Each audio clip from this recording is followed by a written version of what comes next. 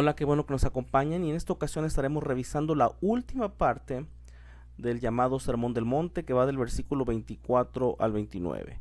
Del versículo 24 al 27, la decisión entre dos constructores y su destino. El texto dice de la siguiente manera: cualquiera pues que me oye estas palabras y las hace, le compararé a un hombre prudente que edificó su casa sobre la roca.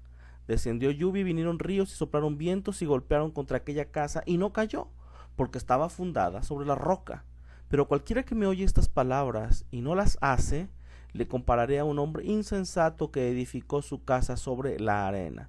Y descendió lluvia y vinieron ríos y soplaron vientos y dieron con ímpetu contra aquella casa y cayó, y fue grande su ruina. Habrá dos maneras de responder al mensaje y enseñanzas de Yeshua. No se trata solo de escuchar las palabras de Yeshua, sino que Yeshua demanda una respuesta. Nuestras bendiciones espirituales aquí y en el mundo por venir descansan en cómo responderemos o cómo respondemos a las palabras, enseñanzas y reclamos mesiánicos de Yeshua. ¿Okay?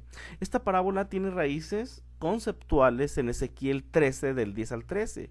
Vamos a echarle un vistazo y notaremos esta similitud, que voy a repetirlo, más que similitud es que las palabras de Yeshua tienen raíces en esta porción de Ezequiel. Dice así en el texto de Ezequiel 13, el versículo 10 al 13. Sí, por cuanto engañaron a mi pueblo diciendo paz, no habiendo paz, y uno edificaba la pared, y aquí que los otros la recubrían con lodo suelto, di a los recubridores con lodo suelto que caerá. Vendrá lluvia torrencial y enviaré piedras de granizo que la hagan caer y viento tempestuoso la romperá. Y aquí que cuando la pared haya caído, no os dirán ¿dónde está la embarradura con que la recubristeis? Por tanto así ha dicho el Señor, Dios el Señor, haré que la rompa viento tempestuoso con mi ira, y lluvia torrencial vendrá con mi furor, y piedras de granizo con enojo para consumir. La parábola, como veremos, da una seria advertencia. Cuán trágico es no responder apropiadamente a las enseñanzas de Yeshua.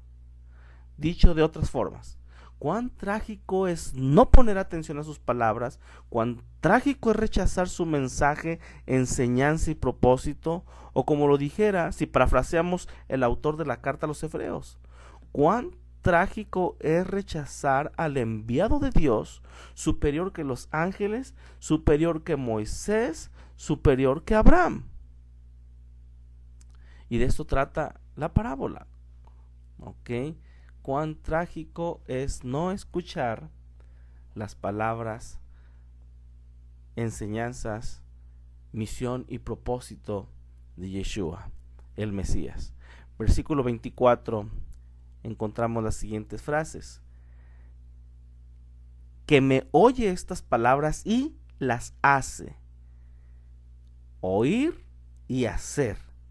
La fe hebrea a menudo se dice que es una religión de hechos en lugar de intenciones. Y es que en el judaísmo el concepto de escuchar y observar u obedecer son centrales en la fe. Por ejemplo, en Éxodo 24:7, y tomó el libro del pacto y lo leyó a oídos del pueblo, el cual dijo: haremos todas las cosas que el Señor ha dicho y obedeceremos. Podemos oír, hacer y obedecer, En Deuteronomio 5:27, acércate tú y oye todas las cosas que dijere el Señor nuestro Dios, y tú nos dirás todo lo que el Señor nuestro Dios te dijere, y nosotros oiremos y haremos. Deuteronomio 6:3, oye pues, oh Israel, y cuida de ponerlos por obra, para que te vaya bien en la tierra que fluye leche y miel, y os multipliquéis, como te ha dicho el Señor, el Dios de tus padres. En Deuteronomio 31:12, harás congregar al pueblo, varones, mujeres y niños y tus extranjeros que estuvieren en tus ciudades, para que oigan y aprendan y teman al Señor vuestro Dios, y cuiden de cumplir todas las palabras de esta ley. Jeremías 11 del 3 al 4, y les dirás tú, así dijo el Señor Dios de Israel, maldito el varón que no obedeciere las palabras de este pacto, el cual mandé a vuestros padres el día que los saqué de la tierra de Egipto del horno de hierro, diciéndoles, oíd mi voz y cumplid mis palabras conforme a todo lo que os mando, y me seréis por pueblo, y yo seré a vosotros por Dios. ¿Qué les parece? Nuevamente estos versículos atestiguan o dan testimonio que efectivamente en la fe hebrea no solamente es una, por así decirlo, una religión de hechos, sino de intenciones, para lo cual el concepto de escuchar y observar u obedecer son centrales de la fe de Abraham, Isaac y Jacob, de la fe de Yeshua. Ahora, detrás de la palabra obedecer está la palabra hebrea Shema. Yo creo que es una palabra muy conocida, Shema, del Shema Israel, ¿ok? Una palabra muy conocida esta palabra, Shema. Bueno, pues detrás de la palabra obedecer está la palabra hebrea Shema. Si bien este verbo, Shema, este verbo en hebreo se traduce a menudo como escuchar, ok, como en el caso de escucha Israel, Shema Israel, escucha Israel. Vuelvo a repetirlo, si bien este verbo hebreo se traduce a menudo como escuchar, significa mucho más que oír o escuchar. Significa más oír y responder adecuadamente. Oír y responder adecuadamente es lo que implica la palabra hebrea Shema. Y vuelvo a repetirlo, que comúnmente se traduce solamente como obedecer, pero es mucho más que obedecer, es oír y responder adecuadamente. Ahora, cuando la Biblia dice que Moisés escuchó a Dios, significa que él lo escuchó y luego actuó sobre lo que escuchó. También, cuando la Biblia dice que Dios escuchó al pueblo, significa que Él los escuchó y luego actuó en consecuencia de lo que oyó. Por ejemplo, en Números 20:16. Y clamamos al Señor, el cual oyó nuestra voz y envió un ángel y nos sacó de Egipto. Y aquí estamos en Cades, ciudad cercana a tus fronteras. Y si checamos en el Blue Letter Bible, en Números 20:16, cuando dice el cual oyó nuestra voz, encontramos la palabra Shema. Shema. Ok, aquí la tengo en amarillo, espero que la puedan alcanzar a ver. Shema.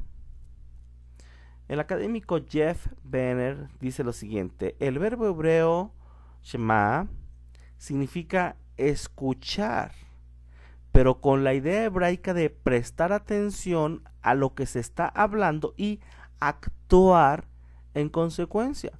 Cuando Israel escucha las instrucciones de Dios, está de acuerdo en actuar de acuerdo a ellas. Esto es, obedecen sus palabras.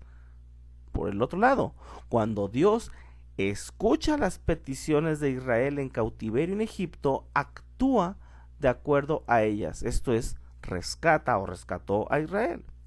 Así, Yeshua nos instruye acerca de la importancia de no solo oír, sino hacer. Por eso dice Yeshua, el que oye y hace las palabras, y empieza a contar la parábola. Pero nuevamente repetimos, Yeshua nos instruye acerca de la importancia de no solo oír, sino hacer, obedecer.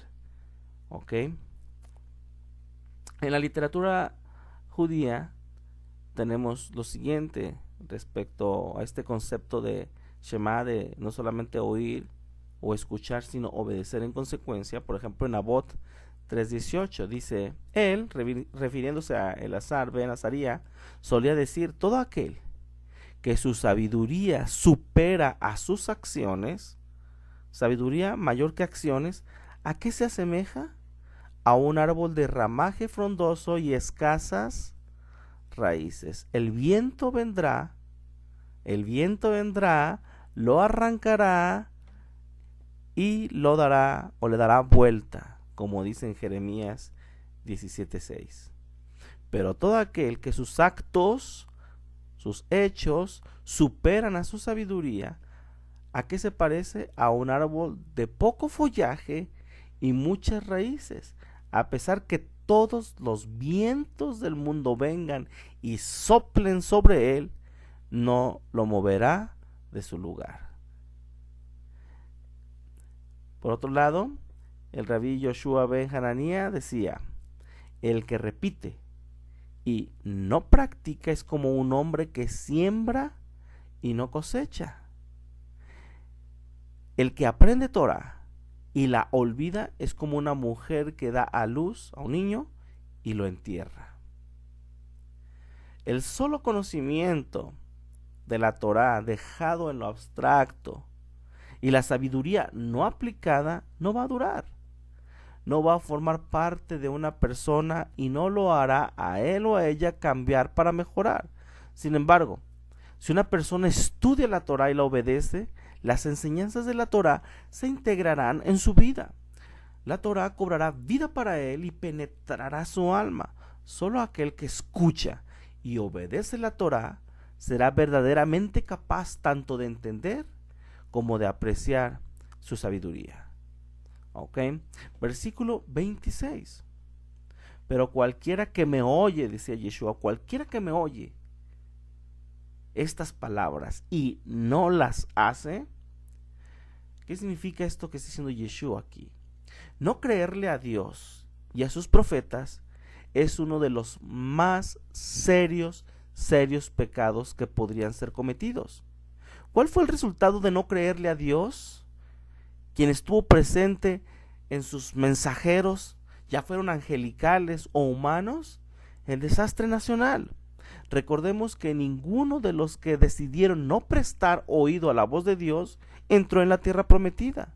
Y además causaron que por toda una generación el pueblo de Israel tuviera que permanecer en el exilio, en el desierto.